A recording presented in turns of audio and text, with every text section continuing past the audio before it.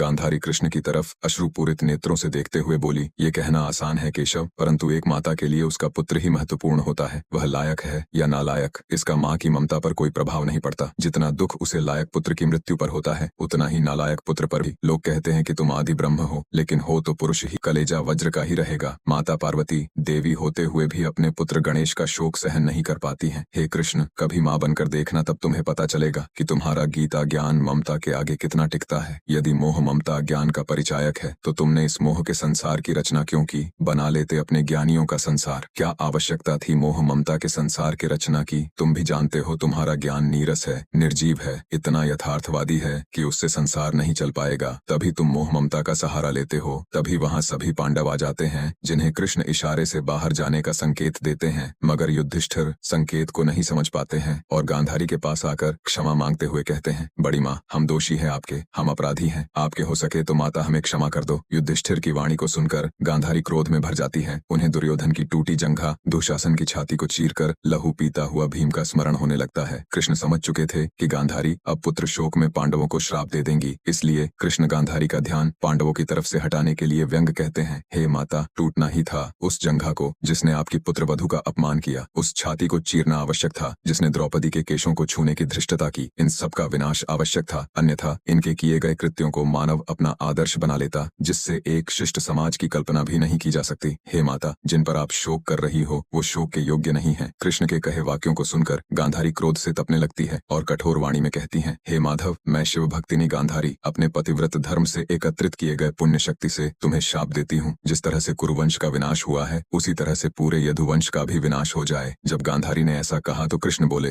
हे माता, यह शाप आपने मुझे नहीं स्वयं को दिया है। आप अभी अपने स्वपुत्रों का पूर्णतः शोक मनाई भी नहीं थी कि आपने अपने एक और पुत्र को शाप दे दिया। हे माता, क्या आप मेरा शव देख पाएंगी? माते, मुझे आपका शाप स्वीकार है, क्योंकि न तो मेरी मृत्यु होती है और न ही जन्म, न ही मेरा इस शरीर से कोई प्रेम है। माते, आपका इस शरीर से प्रेम है और आपने शाप देकर स्वयं को फिर दुख सागर में डुबो दिया। कृष्ण की यह बात सुनकर गांधारी को अपने किए पर पश्चाताप हुआ और बोली, हे गोविंद, कुरुवंश को नहीं बचा पाए, मगर यदुवंश को ही बचा लो। मैं तुमसे भिक्षा मांगती हूँ। हे माधव, अब मैं अपने और पुत्रों के शव नहीं देखना चाहती। कृष्ण गांधारी से कहते हैं, हे माथे, न मैंने कुरुवंशियों के कर्म पर अपना प्रभाव जमाया और न ही मैं यदुवंशियों के कर्म क्षेत्र पर अपना प्रभाव स्थापित करूंगा। यदुवंशी भी अपने कर्मों का भुगतान करेंगे जैसे कुरुवंशियों ने किया। अतः हे माता, मैं किसी भी स्थिति में धर्म का त्याग नहीं कर सकता। अंत तक देखने के लिए आभार।